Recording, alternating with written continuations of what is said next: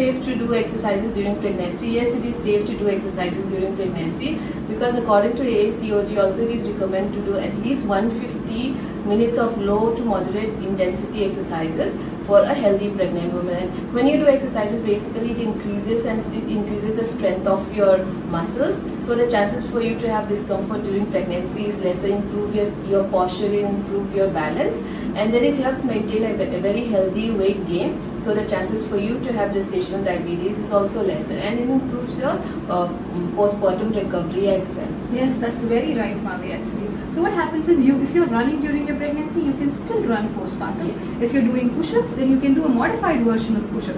But what is very important is exercises should be person-specific, as it differs from every individual.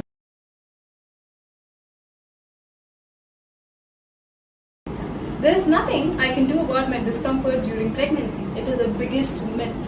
3 in 1 women during their pregnancy face a lot of musculoskeletal issues, which can be prevented by a proper assessment, treatment method and exercises. You don't have to suffer thinking back pain is normal and common during pregnancy. The fact is, it can be prevented under the guidance of a women's health physiotherapist. We look into your posture, your alignment, if there is any trigger points or if there is any tight muscles, we treat into that one, teach the specific exercises so that your pregnancy discomfort will be taken care of.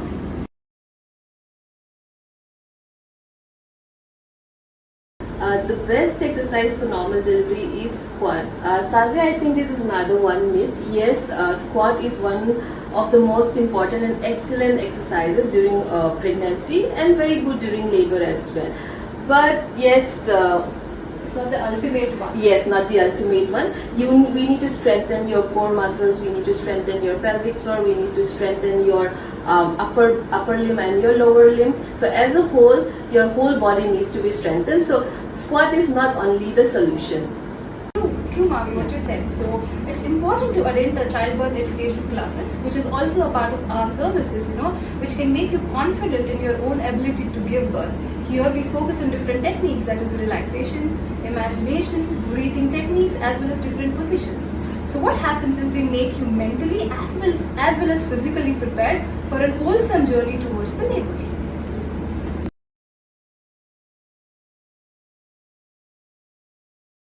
Why do I still look pregnant? Is it diastasis recti? Yes, you got it right. It is. Post-delivery, it is a major concern for new mom that I still look pregnant postpartum. Firstly, it is the uterus, which was the size of the wrist before you conceived. During your pregnancy, it gets expanded and stretched to the maximum because it has to accommodate the growing baby. It takes more than 3 to 6 weeks for the uterus to contract back into its normal size and position. Secondly, it is the six-pack ab muscle which we see in the bodybuilders. That muscle even we have, that's called the rectus abdominis. You have one rectus sheet over here and another rectus sheet. It will be like this together. Again, because during your 8th and 9th month, the rectus sheet which was together, it had to stretch. The distance between the two rectus sheet is called the diastasis recti or the divercation of the recti. So we need to get this muscle intact. That is when we are going to be getting back into shape. So it is very important to follow up with the physiotherapist, and after delivery on the first day itself, we teach you how to slowly start activating your core muscles, and after 1 to 2 weeks follow up with your physiotherapist, and basically we used to tell them the very simple exercises which they can incorporate in their daily activities, and it is much more beneficial for mothers also to close up the diastasis.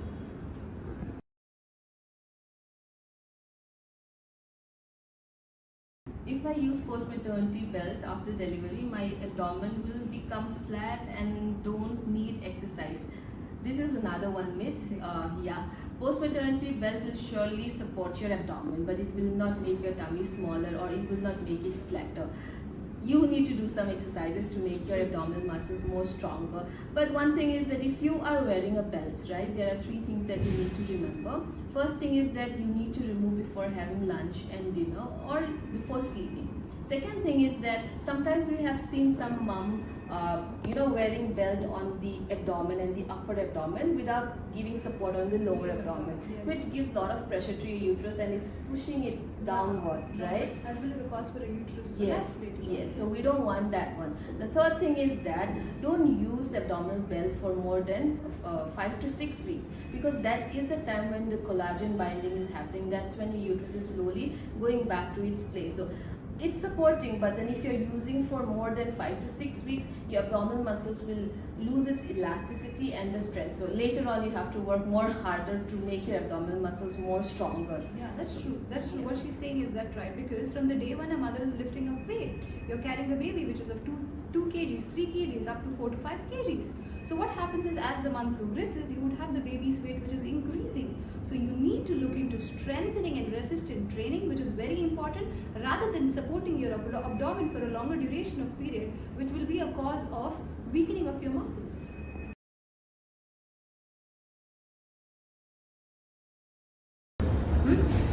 Pelvic floor rehabilitation is only Kegels. No, it's a myth.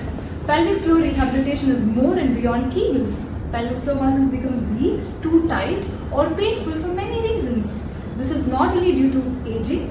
Pelvic floor problems often start with pregnancy and childbirth. It can also be common in young athletes. Men, women, children of all ages need a healthy pelvic floor. Pelvic health physiotherapy has been proven to be effective in treating, preventing many conditions. Some of them are to strengthen or relax your pelvic floor muscles, bladder and bowel dysfunction, prolapse, vaginismus, childbirth preparation and recovery postpartum, rehabilitation prior and post surgery, core stability as well as back strengthening. Well, of course, re-education is very important. We need to train our pelvic floor muscles, but the story doesn't end here, because after a thorough assessment, we come up with a treatment plan. We'll target your current problem as well as an underlying cause for it. Yeah, the treatment modalities may differ to every person. So we can use a relaxation technique, we can use strengthening of the pelvic floor muscles, we can use manual therapy, we can use biofeedback or some electrochemical modalities. Yeah. Use of biofeedback and use of electrotherapeutic modalities. And yes, advice is very important, and then to let them know what to do, what not to do is also very important for this rehabilitation. Yeah, so when we speak about pelvic floor rehabilitation, it has to be a holistic approach.